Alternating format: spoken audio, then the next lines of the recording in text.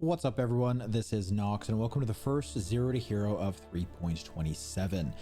We decided on a strength stack Marauder. I say Marauder because we're going to be doing all three ascendancies during this playthrough, and we're going to be strength stacking. It's going to be awesome. There's going to be a variety of skills that we can choose, so it'll be a super flexible build, especially the way I had to set it up.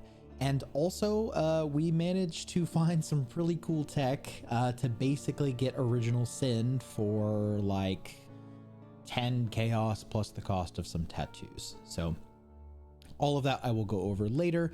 Let's wash up on the beach and cover the rules. So the rules of this challenge are I don't get to use any currency from previous characters. So no chaos, no divines, no mirror shards, whatever that I've farmed up so far. This is essentially a fresh start, although I am playing on my main account, and if I use something like a chrome orb, or I'm buying a gem from Lily Roth using a chance orb, I'm not going to count stuff like that. I'm only counting chaos and divines, or if I'm like alteration spamming something for a craft, I will count that as well. So we wash up on the beach. I decided to level my Marauder with slams. It was very, very comfortable. Started with ground slam, switched over to earth shatter in early act 4 as soon as I was able to get auto exertion for the war cries, and that just sort of blasted through the campaign. It was incredible. I ascended in early act 4 as is typical for me, and I became a berserker. The reason why we are a berserker right now is just for the 40% more damage.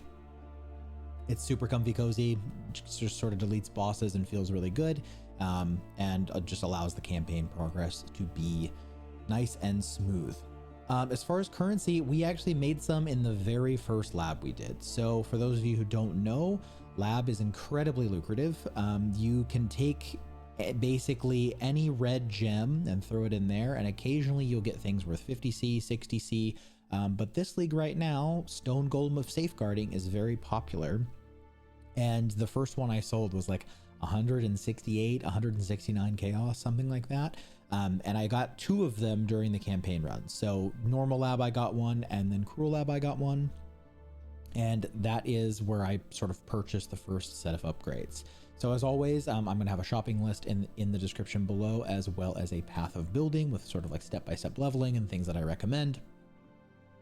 But the things that we wanted to buy for this build is Brutus Lead Sprinkler. So that says gain 4 to 7 fire damage with this weapon per 10 strength. That's the most important mod here. You also want one with the highest possible attack speed. I picked this one up perfectly rolled, I think for 2, maybe 3 chaos. Haven't even qualityed it yet because that doesn't really matter for this build. Higher crit chance is nice. Eventually we'll be going crit on this build, but for right now it doesn't matter. Just high attack speed and you're good to go. The next thing you want to purchase is an Ash Tormentus. Now, if you're leveling along with me and treating this as a 0 to hero, then this will be one of your first purchases. If you're, just using your currency from previous characters, you probably have one of these laying around, and if not, they're just 20C. It's like one of the best leveling amulets anyway, just because it handles all of your attribute requirements. Definitely pick this up. And then for the next 2 uniques, we want Crown of Eyes and Wrath Pith Globe. The reason why we want Crown of Eyes is because on the passive tree, we are taking Iron Will, which converts all of Strength's physical damage bonus into spell damage. And then Crown of Eyes converts that spell damage, multiplies it by 1.5, and then gives it back to you in generic spell damage. So normally Strength would only affect melee physical damage. This is now generic attack damage at 1.5 strength after it gets converted into spell damage. And then finally we have Wrathpith Globe. It is very important that you do not get a Foulborn Wrathpith. The most important mod, and the only important mod really, is the increases spell damage per 5% increase spell damage per 100 player maximum life. The reason why we're doing this is because since we're a strength stacker, we end up getting a lot of flat life. We're going to be increasing that with some nodes on the tree, probably get up to 6, 7, 8,000 life at the end of this character, and that's going to provide us a ton of spell damage for the shield slot. There's not really a better shield for this sort of situation, and it's a really good way to get a ton of early damage. And then finally we have the Iron Fortress. You can pick up a 6-link corrupted one of these for just a couple of chaos.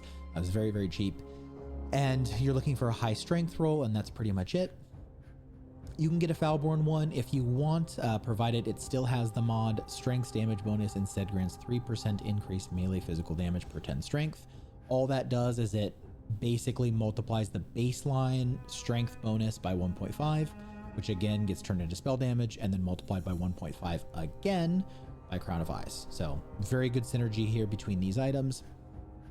And then finally for our boots, we have Alberon's Warpath. This is just regular Alberon's Warpath. And the most important rule here is the movement speed and the increased strength. We want that as high as possible because we're strength stacking. So you can pick up these items pretty early in the campaign and you're strength stacking from the get-go. This whole set of gear was like 120, 130 C. And so one gem from lab covered it all and it was phenomenal. So good stuff so far. Feeling really strong. So we basically cleared all the way through to just before we were about to kill Katava, and then I went back to lab, did Cruel Lab and Merc Lab, and then we changed our ascendancy from Berserker to Chieftain. Jumping into the path of building here and just talking about, this is sort of our end game setup with some mock-up gear.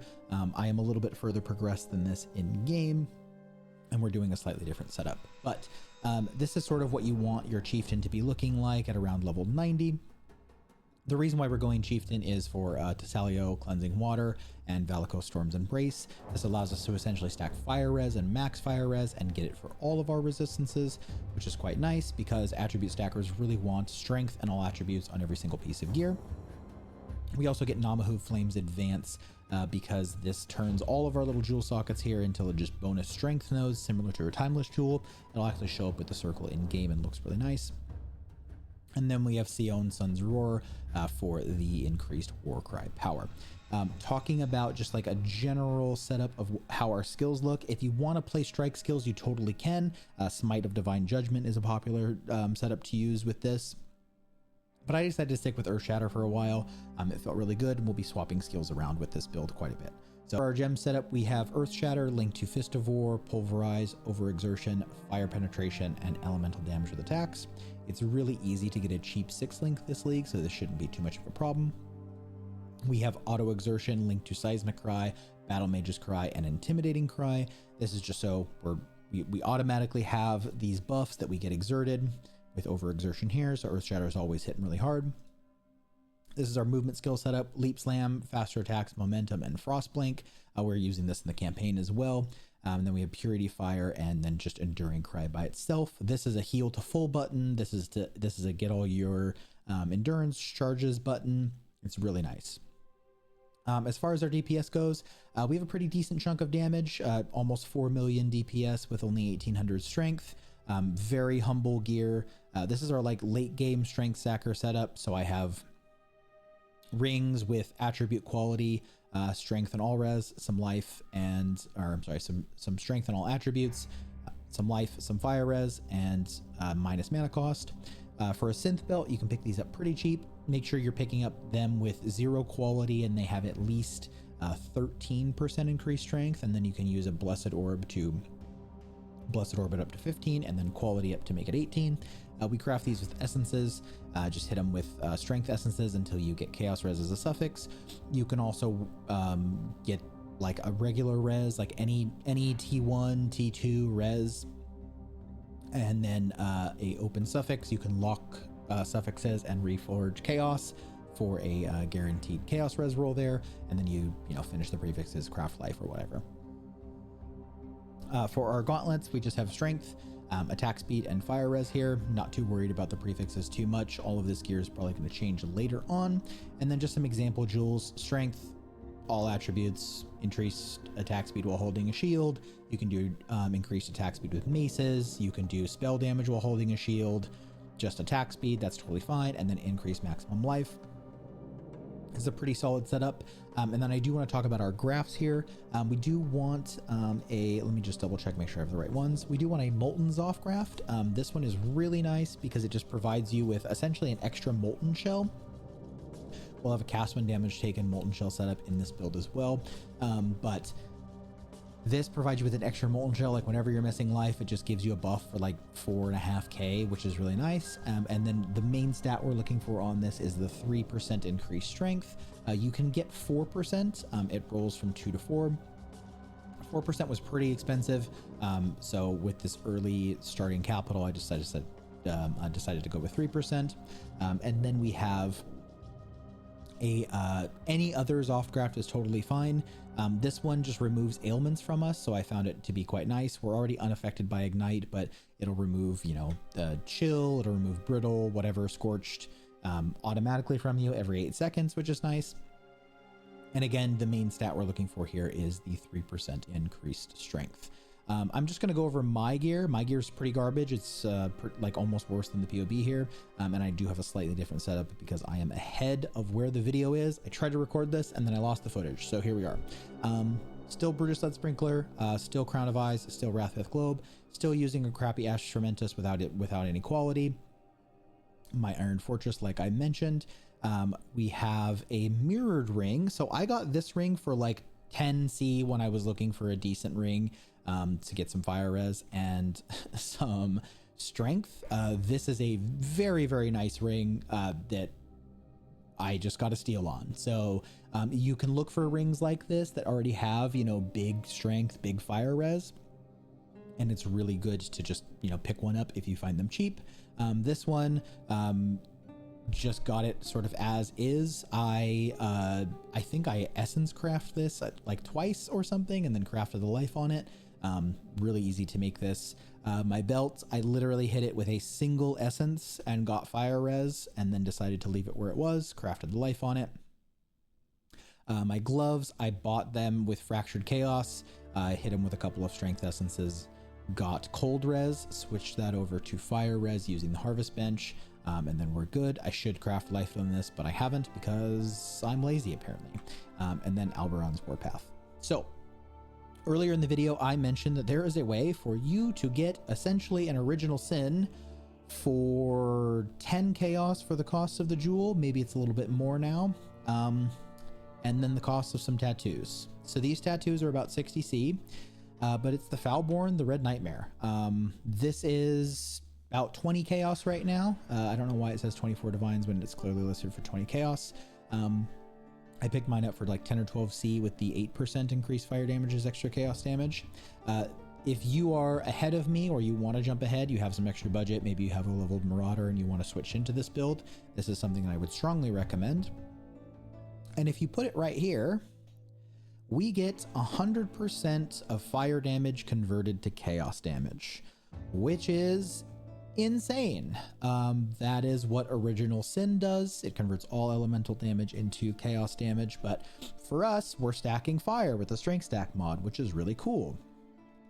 Which means that, again, if you wanted to skip ahead, you could put on Replica Alberon's Warpath, and instead you could be having the strength stack mod from Brutus Lead Sprinkler and the strength stack mod from Replica Alberon's Warpath. I intentionally left this at the end of the video, so for people who watch my content all the way through, you guys get the inside scoop. This is what we're transitioning to. This is what the next build is going to look like. You'll notice that my gems are a little bit different than they are in the POB.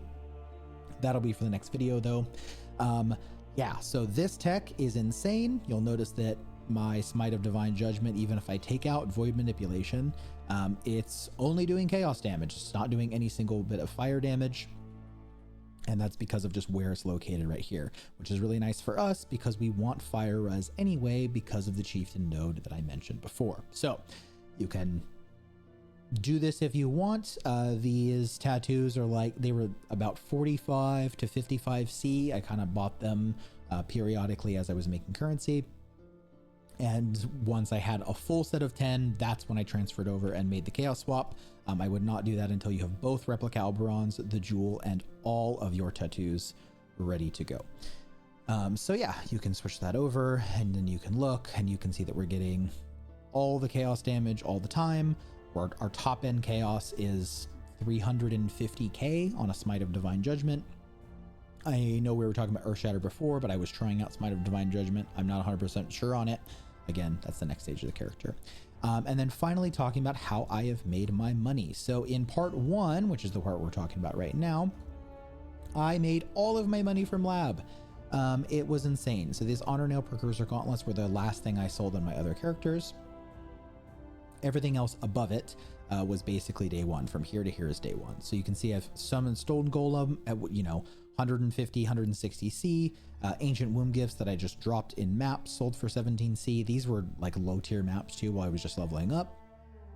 And again, I went back to lab and did a few more, got a Blade Storm, got more Stone Golems, got a Stone Golem of Hordes here for this 29C.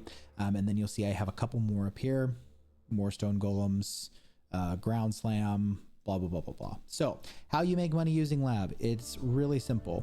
You basically come over here and you look at POE Ninja, and we'll just do a quick little refresh just to see what things are worth now. Now, Stone Golem of Safeguarding is, fallen a little bit. It's not quite that 190C anymore, but you can see all of these gems are worth a pretty penny. And you'll notice they're 2020. You can buy gems for 2020 for like 1 chaos. It doesn't matter what the gem is as long as it's the same color. So right now, if you wanted to jump on and buy from this guy for 1C, this Static Strike 2020, you run Cruel Lab, which is what I did. I didn't run any of the elevated labs, so there's 0 investment cost in this strategy, and literally any character can do it because it's Cruel Lab. So if you're level 70, you're one-shotting everything in Cruel Lab anyway. And you can just throw it into the font and hope you get lucky.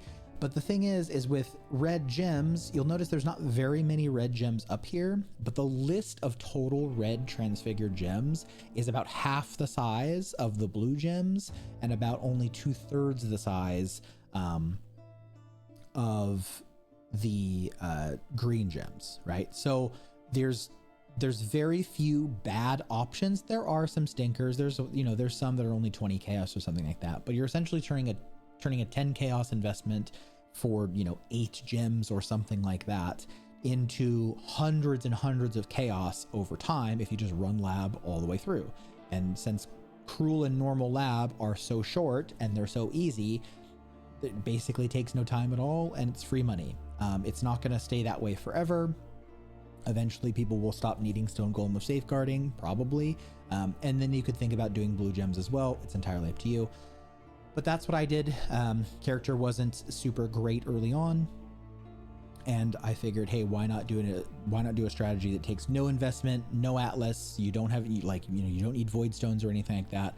So if you're a person who's just starting the league, this is totally something you can do. This video has been long enough. I appreciate you guys very much for watching. POB will be in the description below, as well as a shopping list for all of the gear. In the next video, we'll go over the swap to Chaos and Replica Alberon's Warpath and the new skills that we'll be using. Thank you very much for watching. Don't forget to like and sub. I'm trying to take my channel from 0 to hero as well, so if you guys could like and sub, that would be great. It would help me out quite a bit. With that, thank you very much for watching, and I'll see you guys next time.